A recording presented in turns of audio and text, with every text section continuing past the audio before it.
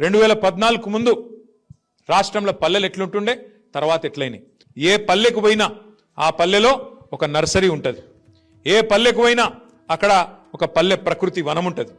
ఏ పల్లెకు పోయినా అక్కడ బ్రహ్మాండంగా ఇయ్యాల ఒక ట్రాక్టర్ ఉంటుంది, ఒక ట్యాంకర్ ఉంటుంది, ఒక డంపింగ్ యార్డ్ ఉంటుంది, ఒక వైకుంఠ ధామం ఉంటుంది, ఒక వాటర్ ట్యాంక్ ఉంటుంది, ఇంటింటి ముంగట నల్లా ఉంటుంది. ఇది దేశంలో ఒక తెలంగాణలో తప్ప ఈ పరిస్థితి ఎక్కడా లేదు. చేసింది మన నాయకుడు కేసీఆర్, చేసింది మన నాయకుడు కేసీఆర్ అని మనకి మనం కితాబిచ్చుకుంటలేం. మన తెలంగాణ జనాభా భారతదేశంలో చూసుకుంటే 3% కంటే తక్కువ. ఎందుకంటే దేశం జనాభా 150 కోట్లు, దగ్గర దగ్గర 147 కోట్లు. మన జనాభా 4 కోట్లు. మరి 4 కోట్లు అంటే ఎంత? 3% కంటే తక్కువ. నాకు గర్వంగా అనిపిస్తున్నది ఈ మాట చెప్పడానికి.